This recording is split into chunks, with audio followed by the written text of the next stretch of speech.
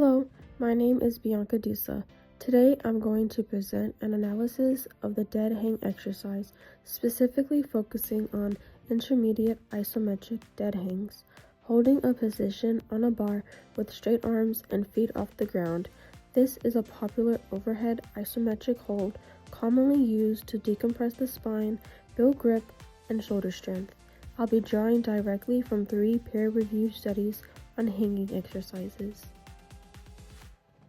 The dead hang is a straight arm isometric hold where you hang freely from a bar with shoulders relaxed, core engaged, and body in a straight line.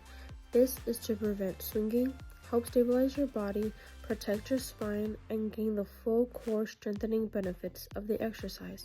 To perform this exercise properly, stand under a pull-up bar, gripping the bar with both hands and hang passively. Hold for 7 to 10 seconds and rest for 3 to 5 seconds until failure. Some key technique points are to keep your shoulders away from your ears to avoid shrugging, maintain a neutral spine, bend your knees slightly, breathe steadily, and avoid swaying. I have an anterior pelvic tilt, so this is an example of me doing the dead hang exercise.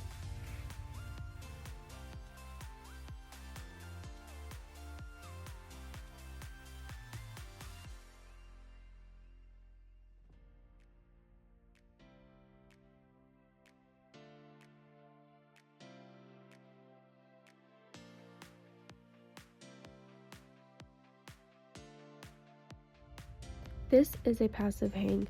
Make sure that your shoulders are relaxed and there is no shrugging. Make sure that your ears do not touch your arms as well for the entirety of this exercise. This is the improper way to dead hang. Do you see how I am swinging a little bit?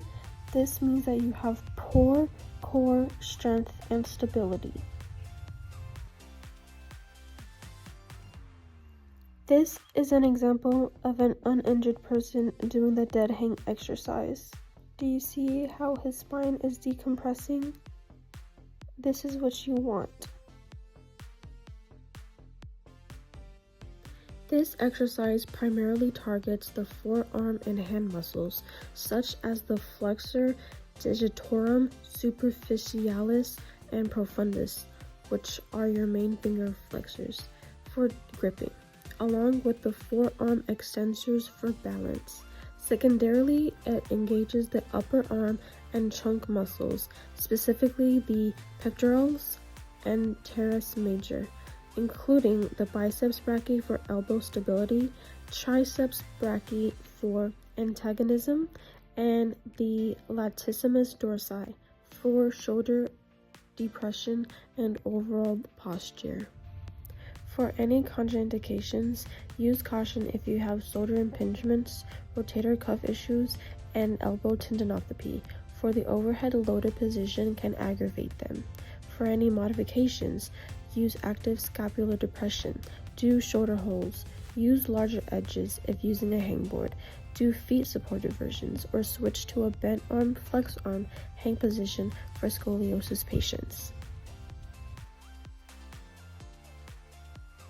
First, Excel and his colleagues studied 4 elite climbers performing intermittent dead hangs 7 seconds on and 3 seconds off until failure. They identified 2 main muscle synergies that control the exercise. Synergy 1 is dominated by the hand and finger muscles, while synergy 2 is dominated by the arm trunk muscles.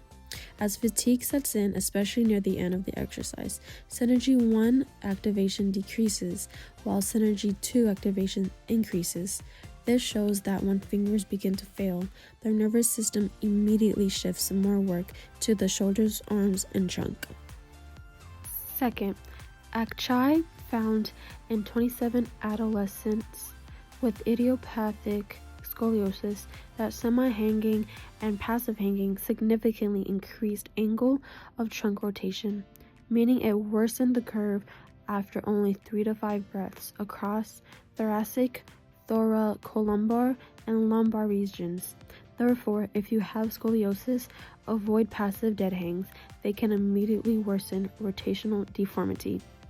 Third, Clemens studied the bent arm flexed arm hang instead of the straight arm dead hang. Their principle is identical because both are body weight isometric hanging tests.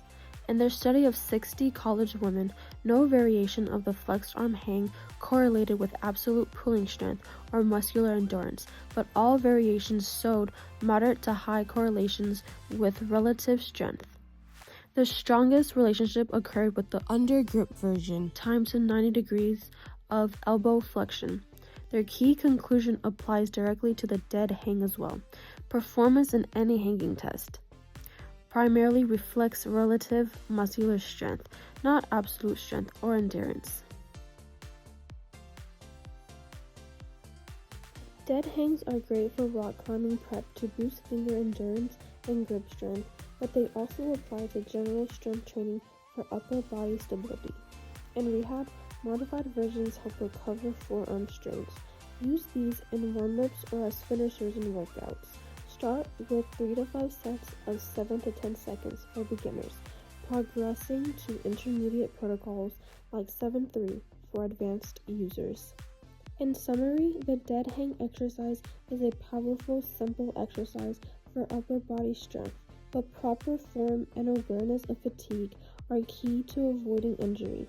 Check the description for references. Thanks for watching.